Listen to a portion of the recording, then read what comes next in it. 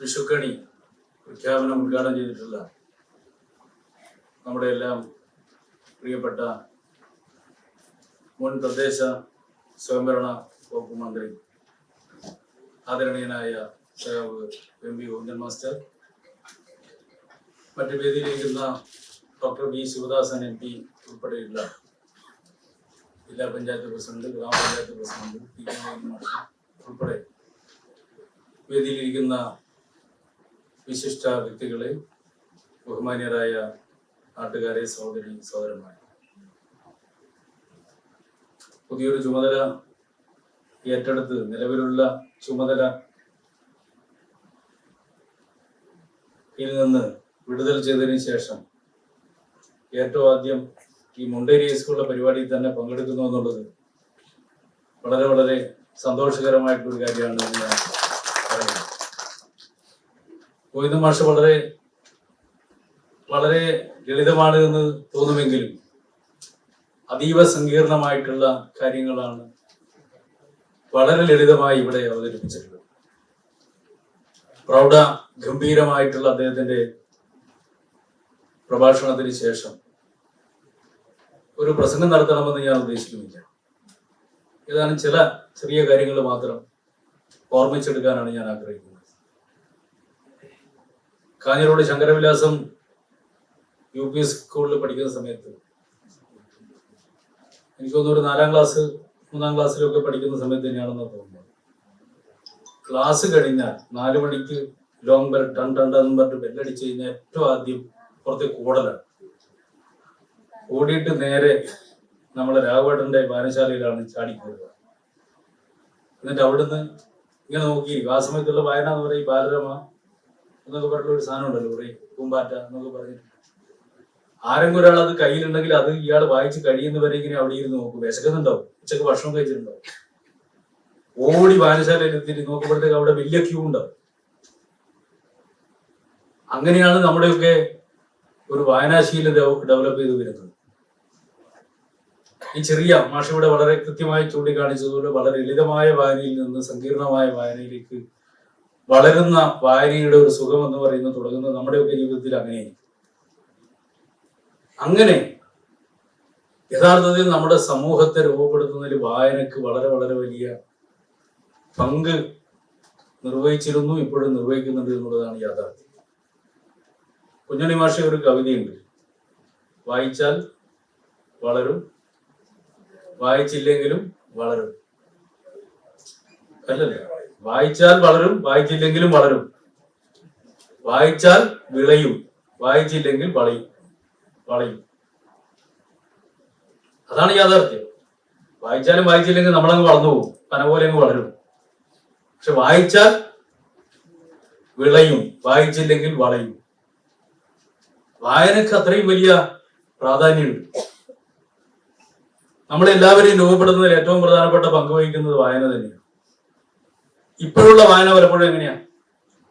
മാഷ ഇവിടെ ചൂണ്ടിക്കാണിച്ചതുപോലെ വലിയ നിലയിലുള്ള വായനയുള്ള സംഭവങ്ങളൊക്കെ ഇല്ലെന്ന് ഞാൻ പറയുന്നില്ല. പക്ഷേ നമ്മൾ ചർച്ച ചെയ്യേണ്ട, കാണേണ്ട ഒരു പ്രധാനപ്പെട്ട കാര്യം ഇപ്പോൾ ഈ ക്യാപ്സ്യൂൾ വായനയിലാണ് കൂടുതൽ ആളുകൾ അഭിരമിക്കുന്നത് എന്നുള്ളതാണ്.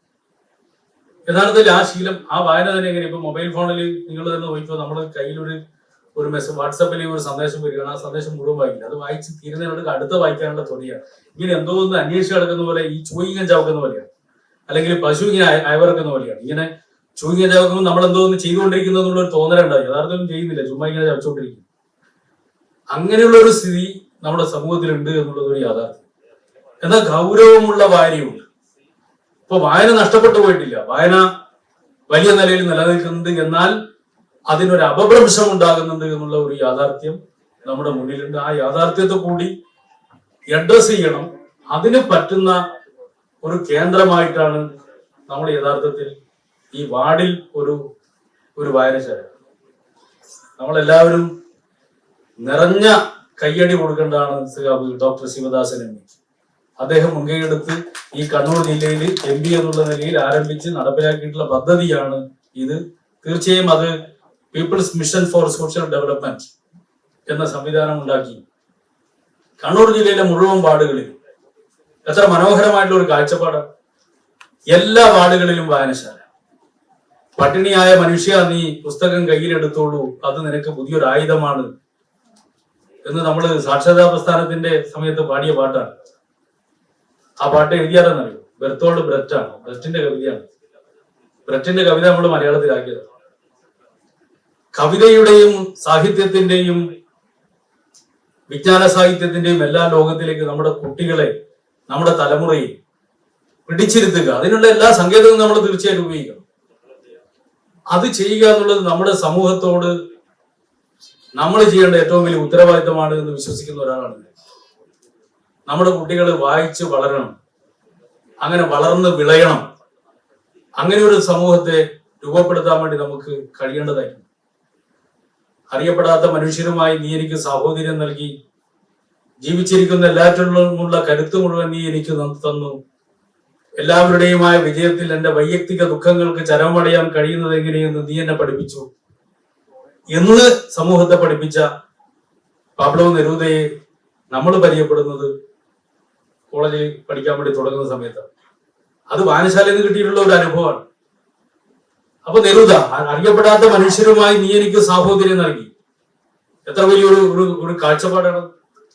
അപ്പൊ മാനവികത, സാമൂഹ്യ ബോധം, മറ്റുള്ളവരോട് അപരൻ എന്ന് പറയുന്ന കാഴ്ചപ്പാടില്ലാതെ സഹോദരൻ എന്ന കാഴ്ചപ്പാടിലേക്ക് ഉള്ള ഒരു സാമൂഹ്യ ബോധത്തിലേക്ക് സ്വയം വളർന്നു വരുന്ന ഒരു മനുഷ്യൻ, പരിഷ്കൃതനായിട്ടുള്ള, അക്ഷരാർത്ഥത്തിൽ പരിഷ്കൃതനായിട്ടുള്ള ഒരു മനുഷ്യൻ, അപരിഷ്കൃതമായ അല്ലെങ്കിൽ മൃഗതുല്യമായ ഒരു അവസ്ഥയിൽ നിന്ന് പരിഷ്കൃതമായ ഒരു അവസ്ഥയിലേക്ക് മനുഷ്യനെ വളർത്തിക്കൊണ്ടുവരുന്നത്, അവനെ യഥാർത്ഥ സാമൂഹ്യ ജീവിയാക്കി മാറ്റുന്നതിൽ ഏറ്റവും പ്രധാനപ്പെട്ട പങ്ക് വഹിക്കുന്നത് വായനയാണ്. അപ്പൊ ആ വായനയെ പുതിയ കാലത്തിനനുസരിച്ച്, അത് ഈ ബുക്കുകൾ ഉണ്ടാവാം, നമ്മുടെ വായനശാലകളിൽ ഈ ബുക്കുകൾ വായിക്കാൻ വേണ്ടി കഴിയുന്ന സംവിധാനങ്ങൾ ഉണ്ടാക്കേണ്ടി വരും. ഒരുപക്ഷെ ഇന്ത്യയിലെ തന്നെ, ലോകത്തിലെ തന്നെ വ്യത്യസ്തങ്ങളായിട്ടുള്ള ഈ കണ്ടന്റുകൾ ലഭ്യമാക്കാൻ വേണ്ടി കഴിയുന്ന വിവിധ സ്ഥാപനങ്ങളുണ്ട്. ആ സ്ഥാപനങ്ങളുമായി ടൈഅപ്പ് ചെയ്തുകൊണ്ട് ഏറ്റവും നല്ല വിജ്ഞാന സാഹിത്യമായാലും ശരി, എല്ലാ മണ്ഡലങ്ങളിലുമുള്ള ആവശ്യമായിട്ടുള്ള മെറ്റീരിയലുകൾ ലഭിക്കുന്ന വിധത്തിൽ ടൈഅപ്പ് ഉണ്ടാക്കാൻ വേണ്ടി കഴിയും. അതെല്ലാം ചെയ്യാൻ വേണ്ടി കഴിയുന്ന വിധത്തിൽ വായനശാലകൾ, അതിനുള്ള ആധുനിക സങ്കേതത്തെ ഉപയോഗിച്ചുകൊണ്ട് വായനശാലകളെ പുതിയ കാലഘട്ടത്തിനനുസരിച്ച് മാറ്റൽ ഉൾപ്പെടെയുള്ള ഒരു മഹായജ്ഞമാണ് ഇവിടെ തുടക്കം കുറിച്ചിട്ടുള്ളത്. തീർച്ചയായും മറ്റു കൂടുതൽ കാര്യങ്ങളിൽ കടക്കണമെന്ന് ഞാൻ ഉദ്ദേശിക്കുന്നില്ല. ആ നിലയിൽ കണ്ണൂർ ജില്ലയിൽ ഒരുപക്ഷെ കേരളത്തിന് മാതൃകയായി, നാടിന് മാതൃകയായി, കണ്ണൂർ ജില്ലയിലെ മുഴുവൻ വാർഡുകളിലും ഇങ്ങനെ ഒരു വായനശാല, എല്ലാ സ്ഥലങ്ങളിലും എല്ലാ വാർഡുകളിലും വായനശാല സ്ഥാപിച്ചുകൊണ്ട് ആ വായനശാലയിലേക്ക്, വായനയിലേക്ക് നമ്മുടെ സമൂഹത്തെ ആകെ കൈപിടിച്ചു കൊണ്ടുവരുന്ന വിധത്തിലുള്ള ഒരു ഇടപെടലായി, ഒരു വലിയ സാമൂഹ്യമായ ഇടപെടലായി ഇതിനെ മാറ്റുന്നത് തീർച്ചയായും അങ്ങേയറ്റം മാതൃകാപരമായിട്ടുള്ള ഒരു കാര്യമാണ് എന്ന് മാത്രം ചൂണ്ടിക്കാണിച്ചുകൊണ്ട്, നിങ്ങളുടെ എല്ലാം അനുമതിയോടുകൂടി നമ്മുടെ മുണ്ടേരി ഗ്രാമപഞ്ചായത്തിലെ 20 വാർഡുകളിൽ അതിൽ 5 വാർഡുകളിൽ 2 വായനശാലകളുണ്ട്. അങ്ങനെ 25 വായനശാലകൾ സ്ഥാപിച്ചുകൊണ്ട് ഈ മുണ്ടേരി ഗ്രാമപഞ്ചായത്ത് സമ്പൂർണമായ വായനശാലയുള്ള പ്രദേശമായി പ്രഖ്യാപിച്ചതായി ഞാൻ അറിയിക്കുകയാണ്. ഇവിടെ ശിവദാസൻ പറയുന്നത് നമ്മുടെ ഭരണഘടനയുടെ പ്രിയാമ്പിള് ആമുഖം വായിച്ചിട്ടാണ് ഇത്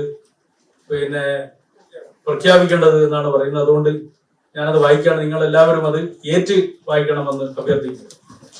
We, the people of India, having solemnly resolved to constitute India into a sovereign, socialist, secular, democratic republic, and to secure all its citizens justice, social, economic, and political, liberty of thought, expression, belief, faith, and worship, equality of status and of opportunity, and to promote among them all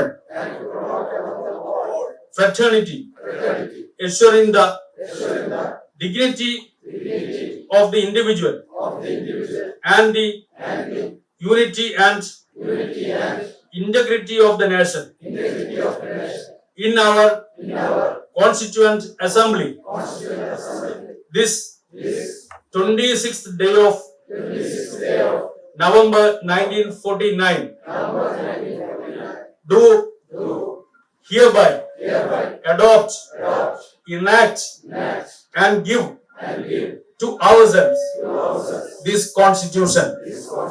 Thank you.